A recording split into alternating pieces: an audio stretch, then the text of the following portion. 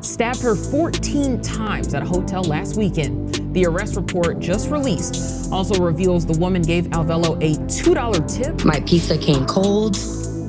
My wings came cold.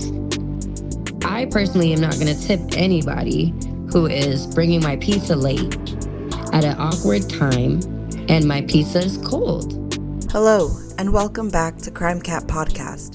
The quiet tranquility of the motel room was shattered by a surge of violence, leaving Melinda Irizarry, a pregnant woman, clinging to life. In a horrifying turn of events, Irizarry was savagely stabbed 14 times, her body a canvas of pain and fear. The idyllic sanctuary of the motel, a temporary haven for weary travelers, had transformed into a scene of unimaginable terror. The alleged perpetrator, a pizza delivery driver named Brianna Alvelo, had seemingly snapped, her anger fueled by a perceived slight, a perceived injustice. The amount of the tip, a gesture of gratitude that should have been a simple act of courtesy, had somehow ignited a fury within her, unleashing a torrent of violence upon an unsuspecting victim. Police reports painted a horrific picture of the events that unfolded. Alvelo, consumed by rage, did not simply walk away. Instead, she returned to the motel, this time accompanied by another individual. Together, they forced their way into Irizarry's room, their actions fueled by a dark and unsettling rage. The ensuing attack was swift and brutal, leaving Irizarry fighting for her life, her unborn child's future hanging in the balance. The weight of the law began to descend upon Brianna Alvelo, each charge a grim reminder of the violence she allegedly unleashed. 2 days after the horrific attack, the full extent of the legal consequences began to unfold. Arrested and charged with a litany of serious offenses, Alvelo faced a future shrouded in uncertainty. The charges were a chilling indictment of her actions: home invasion with a firearm, a terrifying violation of the sacredness of another person's home, coupled with the frightening accusation of attempted murder. The charge of kidnapping, a chilling reflection of the victim's forced confinement within their own refuge, further underscored the severity of the situation. Alvelo was arraigned, the courtroom a somber setting for the unfolding drama. The charges, read aloud in a measured tone, painted a disturbing picture of violence and aggression, leaving those present in the courtroom shaken and appalled.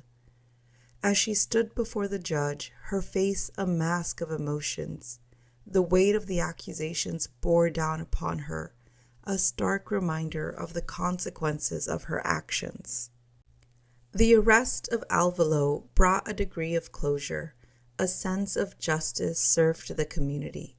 However, the shadow of the incident continued to linger, a chilling reminder of the fragility of human life and the unpredictable nature of violence. The investigation into this horrifying crime cast a long, ominous shadow over the community. While authorities had apprehended Brianna Alvelo, the alleged instigator of the attack, a crucial piece of the puzzle remained frustratingly elusive: the identity of her accomplice. The police, despite their efforts, had drawn a blank, the male suspect vanishing into the shadows. His presence, a chilling reminder of the coordinated nature of the attack, cast a pall of fear over the community. Who was he? What were his motives? Was he an accomplice, a willing participant in the violence, or merely a pawn in Alvelo's twisted plan? These questions, unanswered and haunting, gnawed at the investigators, fueling their determination to bring this dangerous individual to justice. The inability to identify and apprehend the second suspect left a gaping hole in the investigation, a nagging sense of incompleteness.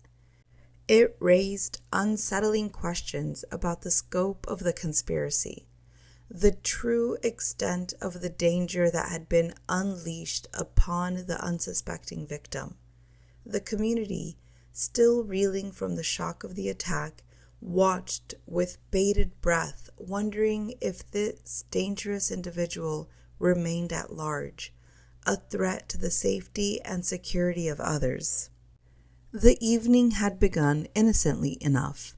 Melinda Irizarry, seeking a moment of respite for herself and her young family, had placed an order for pizza, a simple act of indulgence that would soon take a terrifying turn. She and her boyfriend, along with their 5-year-old daughter, had sought refuge in the quiet comfort of their motel room, a temporary haven away from the stresses of everyday life. The arrival of the pizza delivery driver, Brianna Alvelo, should have been a mundane event, a brief interruption in the tranquility of the evening. However, the encounter took an unexpected turn. The tip, a small gesture of appreciation for the driver's service, was met with an unexpected and unsettling response. Alvelo, inexplicably enraged by the seemingly modest gratuity, allowed her anger to consume her, her emotions spiraling out of control. The intruders burst into the room, their sudden appearance shattering the fragile peace of the evening. Melinda, her heart pounding in her chest, watched in horror as the masked figure stormed into her sanctuary. Her boyfriend, a look of shock and fear etched on his face, was unceremoniously herded into the bathroom, his cries for help muffled by the thick door.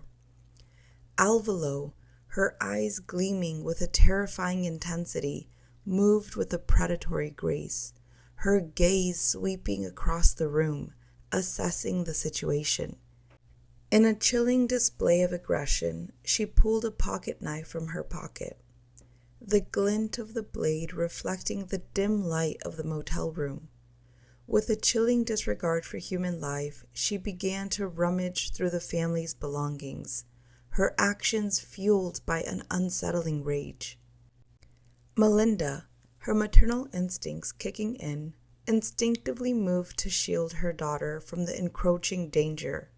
The sight of the masked intruders, the glint of the knife, the chilling uncertainty of the situation ignited a primal fear within her. She watched, helpless and terrified, as the intruders invaded their space, their presence a chilling reminder of the fragility of life and the unpredictable nature of violence. The affidavit painted a terrifying picture of the attack. Melinda, faced with the sudden intrusion of the masked assailants, acted with a mother's instinct, her primal drive to protect her child overriding any fear. With a surge of adrenaline, she drew her daughter onto the bed, shielding the child from the encroaching danger. In that moment, the motel room transformed into a battleground. Alvelo, her rage fueled by the perceived slight, unleashed a torrent of violence upon Irizarry. The air was thick with the sound of the struggle, the metallic clang of the knife against flesh, the horrific cries of the child, the chilling silence that followed each blow. Irizarry, her body a canvas of pain, fought back with a desperate courage, her will to survive fueled by the instinct to protect her child. The attack was swift and brutal. Alvelo, with a chilling disregard for human life, repeatedly stabbed Irizarry, the blade sinking deep into her flesh. The force of the blows was devastating, causing a ruptured lung and inflicting multiple wounds across her chest, arms, legs, and abdomen. Irizarry, her body racked with pain, lay bleeding on the floor, her life hanging by a thread. The news that Irizarry was pregnant, a revelation that emerged during her medical treatment, added another layer of tragedy to this horrifying event. The attack, a senseless act of violence fueled by a petty grievance, had not only endangered Irizarry's life, but also threatened the life of her unborn child. As we close this episode, our thoughts and condolences are with the victims' families for all our stories. Losing a loved one is never easy, but losing them in such a violent way is a wound that never fully heals. As always, we thank you for your support. Don't forget to subscribe to Crime Cat Podcast for more bone-chilling, wicked, and twisted episodes.